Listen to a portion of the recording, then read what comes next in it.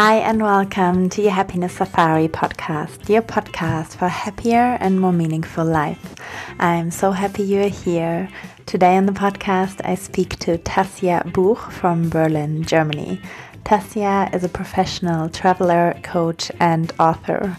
In her concept, she focuses on the inner values that every one of us has inside, but often does not live by because the outside influences limit us. To break free from this pattern, Tassja urges everyone to embrace their authentic self. She combines corporate methods with mindfulness for daily life. On her journey to happiness, she had to face some dark sides, but once she broke free, she found a wonderful path that reveals more and more beauty every step of the way. With Tassja, I speak about her happiness journey and why she thinks happiness is a path, not a goal. We also talk about the philosophy of Kaizen and how you can achieve big goals with little steps. She will share the concept and principles of her book, Kaizenify Your Life, and how she came to write it. From the interview, you will learn why it's good to accept the phases where we are not happy. Why changing your outside world doesn't help you if you don't change your inside world too. How cleaning up your old relationships and patterns can set yourself free. Why it is important to have a purpose you get up for every day. I really hope you will enjoy this interview. Hi everyone, welcome to the Happiness Safari podcast. And today I'm so happy to talk to Tassja, all the way from Portugal. Originally, she's from Berlin. And Tassja, so happy to have you here. How are you today? I'm very good. Thank you. And you? I'm very good too. Very good. We're both having some daylight, like all the way from Peru. So you're still early in the morning. And you still have some sunlight in Portugal. So very, very good. Would you like to tell the listeners a little bit about yourself and who you are?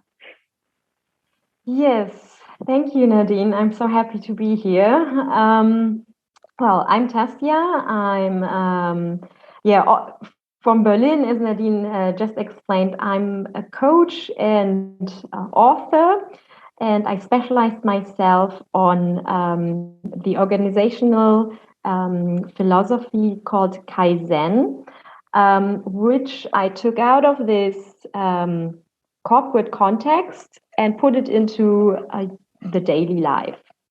Plus, I focused on the Zen part in Kaizen and implemented some elements such as mindfulness, authenticity, and rituals, which you can also apply into the daily life. And the coaching is about finding your inner purpose. Plus, I also just became a yoga teacher, and I'm also combining my newly learned teachings with my coachings now. Wow, congratulations on that. And for everyone who hasn't heard of Kaizen before, would you like to just shortly describe what that actually means? Yes, so Kaizen consists of Kai and Zen, which means improvement with the better. Yeah, so it's a step-by-step approach of achieving your goals. So instead of making huge changes, which are often very overwhelming, we just do step-by-step little changes. But in the long run, you reach your goal and you look back and you made such a big transition. Yeah.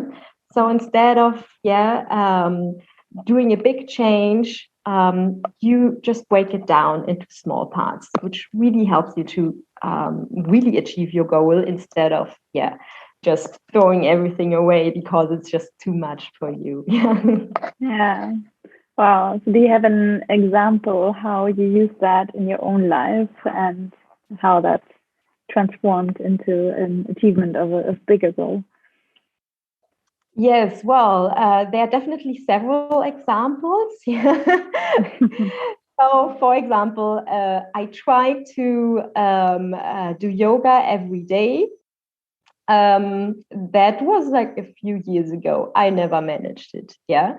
So, because yoga always means, okay, you have to take like at least half an hour to do yoga. Yeah. If you really want to do it properly, even an hour. Yeah. And yeah, then afterwards taking a shower and everything. So yeah, already the thought was really tiring. So I never really did it. So what I did then instead was I started doing yoga just 10 minutes in the morning. And that was perfect because 10 minutes, what is 10 minutes? Nothing. So actually, I woke up, I was still in my pajamas, and I just started to do yoga in my pajamas. Yeah. And this is what really helped me. Without this, I wouldn't even have become a yoga teacher because I needed this push of just doing something every day and seeing also how my body changes with only the 10 minutes per day. Yeah. So my mind changed, my body changed. It helped me so much. And funnily, doing it every day, just those 3 minutes, 10 minutes, sorry.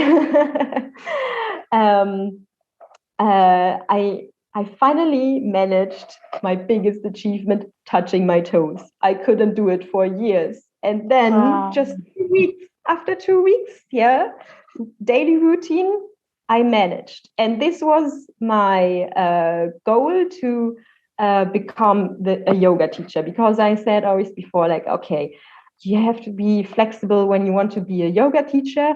Well, what is my first achievement that I want to say, okay, let's go for becoming a yoga teacher? And I said, touching my toes. And then I managed. So I can highly recommend it. Just start slow and in small steps. Yeah.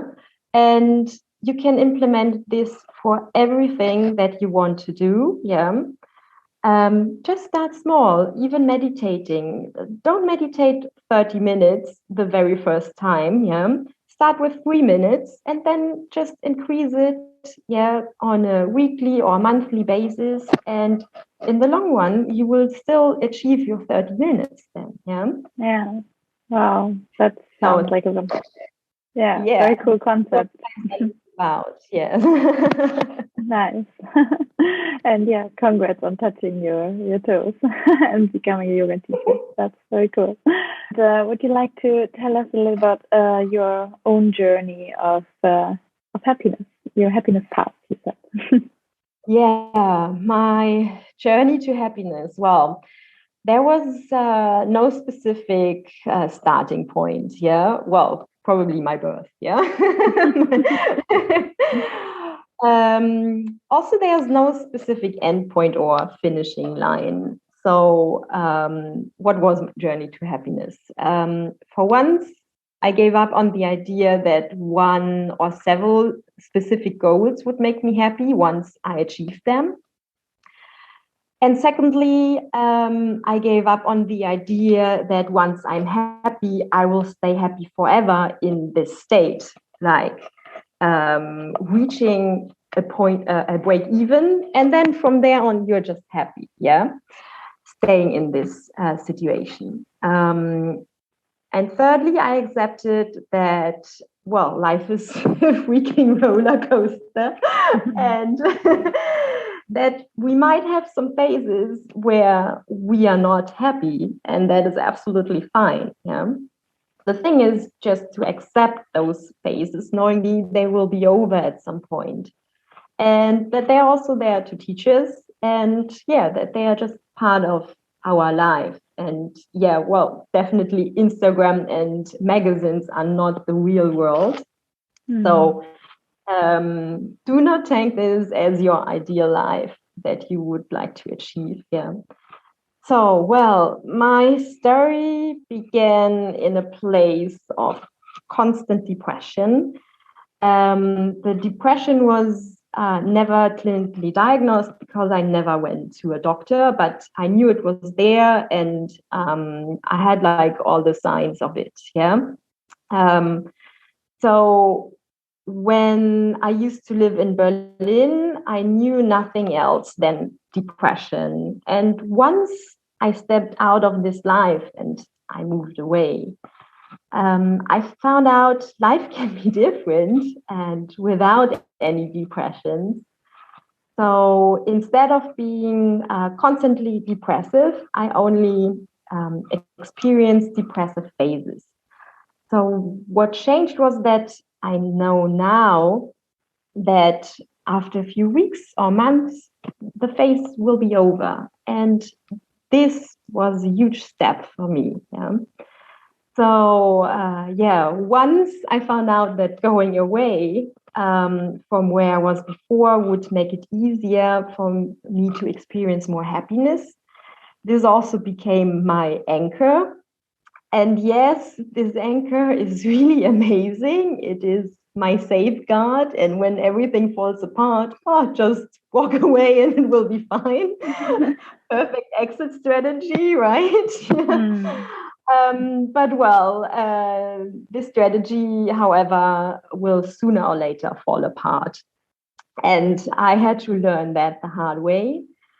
So after a few years abroad, I recognized again a lot of things that repeated themselves, like relationship patterns, friendship patterns, how I was dealing with stress, also how I was dealing with the depressive phases and so on. Yeah.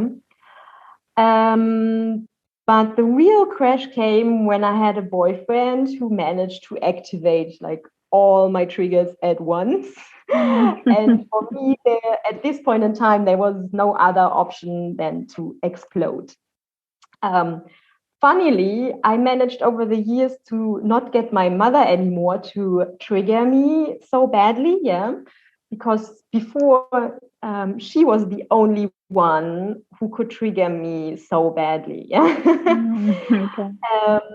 And I did not expect that someone else could manage to activate my triggers. Yeah. I didn't even think about it. Yeah. So I got triggered, I exploded. And well, it took a few months to gain some distance from the situation.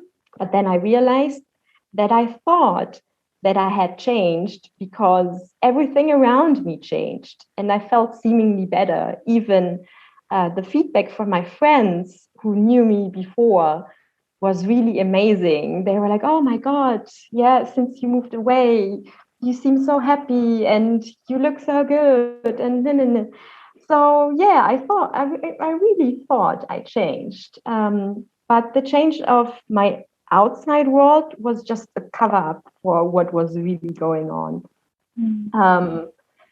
The change took place on the outside, but not on the inside. And I really let myself get fooled by this. So I asked myself, what could I do to change internally? And my answer was to go back to my roots and solve them before running away to other countries again. So I went back to Berlin with the goal to clean up my past. And my first idea was to get my whole family and take them to therapy. Wow. But then I realized I cannot force anyone, but I can change myself, right? And this is what I was working on and still working on. Yeah. And the time back in Berlin gave me a lot of opportunities to understand my family patterns. And COVID also helped me to not run away, but to finally stay for a while in Berlin. And yeah, my mother, that I often gave the fault for all my problems, she's also just a projection of the family trauma that she inherited. And I finally started to understand my mother, why she is the way she is. and I accepted her with all the difficulties that we experience in our relationship. And yes, she still causes a lot of trouble within me. But now I know I shouldn't only point my finger at her. I should also point the finger at myself and checking in why she agitates me. And step by step, cleaning up this relationship helped me to set myself free from those old patterns. And now I like to say that I'm a traveler inside out because, yes, I really love to travel to other countries. But I also like to travel within myself. And while being on this journey, I wrote a book about my lifestyle, which I'm also coaching, as mentioned before. I became a yoga teacher, and finally, it really feels that this is the path I'm meant to be on, my very own happy path, And yes, it had to start with unbearable pain, because only pain makes us want to change the status quo, right? And in escaping into drugs or alcohol was never an option for me, definitely. I walked this path of getting to know myself, my patterns, and where they all came from. And COVID made it possible.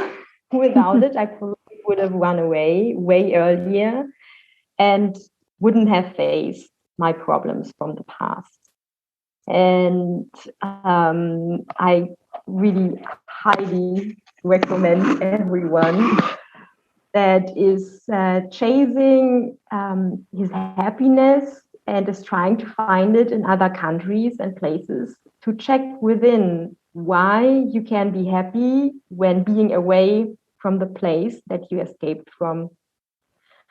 And if you think you have changed while being away, really try the real deal and go back to the place you moved away from and see if you still can be happy there. And if yes, then wow, you crushed it. But if not, then you still have something to work on. So this is what I can really recommend. And this is my journey to happiness and what I experienced on this journey. Wow. Thank you so much for sharing. So I think, that's a very beautiful thing you said, that you are a traveler, not just from the outside, but also from within. And I think, that is very important to see if you're running away from something or if you're running towards something. And if you're trying to find happiness on the outside or actually on the inside. Because I love that quote is like, not all those who wander are lost. So I believe, not all of us are, because I like traveling myself. But of course you could be. And I think, with you, that's even more interesting, because you said before you lived in Malta even for 6 years, and then you've been traveling after. So there was actually a long time where you kind of maybe denying, there was something missing or there was some work to do. And then you've been kind of forced to go back. But then you also said it was the pain. So was it pain and opportunity that you were, going back to Berlin, or was it the time, or what was making you the decision to work on yourself and look inwards? So, well, first there was the pain when I used to live in Berlin, and I had to go away to find out that life can be different. So otherwise I would be still in that place, would be still depressive, because I wouldn't know that life can be different than that, So I definitely had to go away to experience it differently. But then, when I went back, Well, after a few years in Malta and traveling, at some point I was like, where to go next? I don't want to go back to Malta. And well, I thought I just gonna go for a few months and stay in Berlin, visit my family. But just before I went already like for a month or two. I was in Berlin, but then I went to visit my boyfriend in America. And this is where everything exploded, the explosive situation I was just describing. And so I made already the step of, okay, part of my stuff is already in Berlin, and I'm going to America now to see if we can live together or not. Well, obviously not. um, but this really had to happen, because then I went back to Berlin and I knew I had to stay there. And I even left America earlier because I was really looking forward of going back and solving all this crap, because I knew there's so much chaos there from my past, and I finally had to go and just clean it up, step by step. And I was at the point where I really felt like, wow, this is chaos, and I don't want to go back to Berlin. I don't even like this city anymore, but I really want to go now, So I was so tempted to really go. And I wouldn't really say I was excited, but I knew that was the only way. So this is how it all happened, So I knew it wouldn't be easy, but I knew I had to do it. Okay. And you said, or you spoke a lot about triggers. Did you actually know before you've done your self-work that there were triggers? Would you call them triggers when you were younger and your mother was triggering you? Were you aware of that? No, when I was younger, I had no clue about it. Well, sometimes I was describing things like pushing buttons, for example, which is a trigger, right? So sometimes, I found a way of somehow describing it, But I'm more a feeling person, so sometimes, reading a lot helped me to put things that I was feeling already into words. So this is why I love to read, because it gives me the words of what I'm really feeling. And it's good to know that there are other people out there that are feeling the same way, and I'm not the only one that feels. So the word trigger itself, that got introduced into my life only when I started to engage myself with human resource management, psychology, coaching methods, and so on. But before, it was more like a feeling of pushing buttons. Okay, interesting. And you also mentioned that you wrote a book about your journey or your lifestyle. So you want to tell us a little bit more about that? Yes. So basically, the book describes my coaching concept, and also how this coaching concept became a concept, because it's also my lifestyle, and I just turned my lifestyle into a coaching concept. But it took a few years to establish this lifestyle. So I'm explaining that. So the beginning is kind of a memoir, but then later on it's more like a guidebook with exercises about the Kaizen concept. So the book is called Kaizenify Your Life, like simplify your life, Kaizenify your life.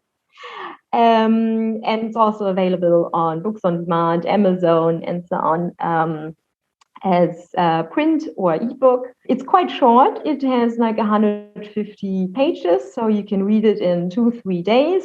You can do the exercises. There are a lot of exercises, like the one I love the most in my coachings is value check. So you're analyzing your inner values and you put them into a rating. A lot of us are living by outside rules. For example, our parents that are actually the ones setting the goals of our life, like getting married, having a nice job, and so on. Yeah. But often we are not living by our true inner self, and finding out our inner values helps us with that. And the next step then would be to achieve your goals based on your inner values, not the goals that the outside world set for you. Yeah. And with this, you are going more and more on this purposeful path. Yeah. Because you're doing something that you want, not that someone else wants. Yeah. So, well, it's the book I wrote, yeah, but yeah, I would definitely say it's worth to read. But I think I'm a bit influenced. Of course, I will definitely put that in the show notes so people can find it. But yeah, it sounds very interesting. And I think it's very true that you, like most people, don't even understand or know their values, and then especially not living up to them. And yeah, I mean, that's also something I discovered, I guess, in my kind of self-development spiritual journey. And I think, yeah, most of us, we live a long life without really knowing, and as you say, by the rules of others, which yeah, I think is very, very common. It's also good to know, as you said, there is so much inspiration out there, and if you read books and if you listen to podcasts or whatever you do, like, and you hear, stories of other people, and you're not alone with your struggles, your triggers, your, like, however you feel, however you think you are, like, it's not, as you say, also it's like a journey, so it's never something which stagnates and cannot change. You can basically change everything about yourself or your life if you want to, and if you're willing to look inwards. And I think there are like amazing different tools to use, and yeah, different books to read, different exercises to do, and it's just kind of on you to find the right person to help you, or the right book, or the right kind of path towards your own happiness. But yeah, it's very good to know that there are people like you are sharing their own story and making something good out of their experiences. So yeah, thank you for that. At the end of the podcast, I always like to ask the same 3 questions. And the first one is, what does happiness mean to you? Well, definitely happiness is a path, not a goal. And it is an inner state, and nothing that we can achieve can make us happy in the long run. So first of all, once this goal has been achieved, the question is, will I be happy staying in the situation? For example, once I found the guy, I will be happy. Once I'm married, I will be happy. Once I got a baby, I will be happy. Once I'm getting my dream job, I will be happy. So secondly,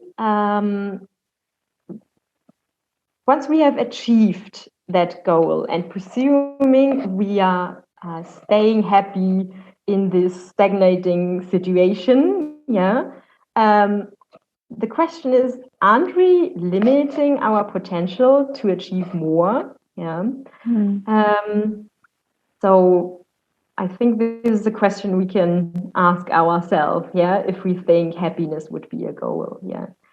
So happiness is really a matter of mindset. And when the people around me were really depressed, when for 7 months everything was closed in Germany, I had the time of my life.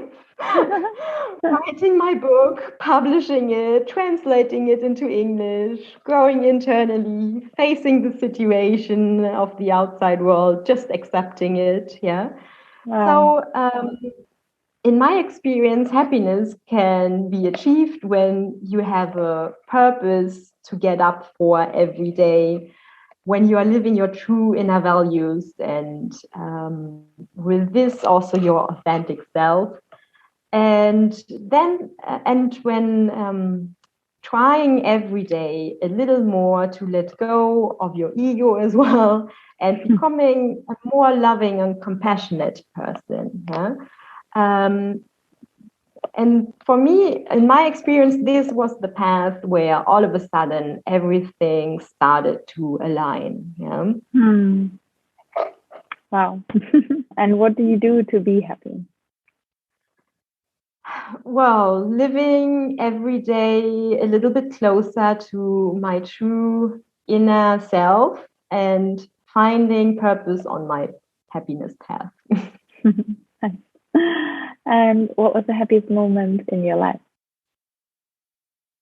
Uh, well, this is a big question, definitely. I had many happy moments in my life. Like every time I'm falling in love, every time I'm approaching the sea, like this moment you are walking down the path, like, and there are mountains in the way or trees or something, yeah, wherever you go, yeah. And then you come closer and closer, and then you're on the beach and the whole sea unfolds in front of you. And this is always for me like a really amazing moment. Also, why I moved to Portugal now, yeah, because I miss the sea. And yeah, every time it starts to snow for the first time of the year, and yeah, since I'm uh, living or traveling quite often in warm places, yeah, I don't see snow very often, yeah, so it's even more special for me. And every time I'm smelling a flower like this, I also described this in my book actually. Yeah, for me it became like a ritual. Like I see a flower, I go and smell it, and it's like this 1 second where just everything narrows down on this one moment just there. Yeah. And yeah, I mean, these are small moments. Yeah. Other people wouldn't maybe mention them, but these are moments that really make me happy. Yeah. That's beautiful, actually. So it's not just one, but it's the little moments and the moments you can have like over and over again, but also to kind of acknowledge that moment and not let it pass and be aware of it and enjoy it fully, like because all we ever have is the moment, actually. So yeah. And then, of course, as I said, I will put your book in the show notes. But you also said you read a lot. So, is there any book which stands out you would like to recommend to the listeners? Oh, yes, definitely. I'm reading so many books. Yeah, I can recommend a lot, but one that definitely helped transforming so many people and myself as well, and which is finally available in English now as well. It's from a German author, best-selling author, and psychologist and therapist as well. She's called Stephanie Stahl. Maybe Oh, you heard of her. yeah. And it's available in English now. It's called The Inner Child. Mm. And yeah, this book was really amazing. Yeah, it really helped me a lot to find out a lot of my belief systems and how to turn them around. Yeah, she works Mm. a lot with the shadow and the sun child. Yeah, so there are amazing exercises in the book. Yeah, one exercise I even included into my book as well because I found that really good. Yeah. I changed it just a little, yeah, but yeah, in the essence, it came from her. So I can highly recommend that. Yeah. Okay, very nice. I didn't even know it was available in English, but that's very cool. Because yeah, I read that in German. I think other books of her as well. Thank you so much for talking to us and yeah, sharing your journey and what you're doing. And yeah, thank you for being here and for your being as well. And please continue what you do. And good luck with everything. Thank you so much. I'm really, really happy and glad for your invitation, so I could share my happiness journey. And yeah, I hope there's more to come on the path. Well, I don't hope. I know there's more to come. Yeah, on my happiness path. Yeah. And yeah, I hope your happiness path will also bring a lot of more happiness into your life. Thank you so much. I hope you enjoyed listening to this episode. It's only 1 month to go until our second yoga and coaching retreat here in Kenya. The retreat will take place in one of the most beautiful places in the world on the Kenyan coast. I want to create a place to relax, unwind, detox, and practice yoga every day. We also will have unique workshops like breathwork, acro yoga, posture clinics, and sound baths. It would make me so happy if you could join the retreat and give yourself that time. We have a Valentine's special for this week. If you book together with a friend or partner, you will get a double room for only $700 per person. Only for this week. So more information you will find on my website, but there are only 3 double rooms left, so please contact me as soon as you can if you're interested in saving your spot. If you enjoy listening to this podcast, please leave me a 5-star rating. For more information about me, the podcast, the retreat, or how you can connect with me or Tassja on social media, I will put all the links for you in the show notes.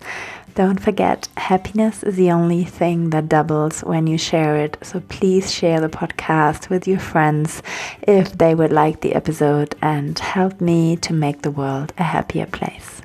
Be you, be free, be happy. Talk to you soon. Namaste. Nadi.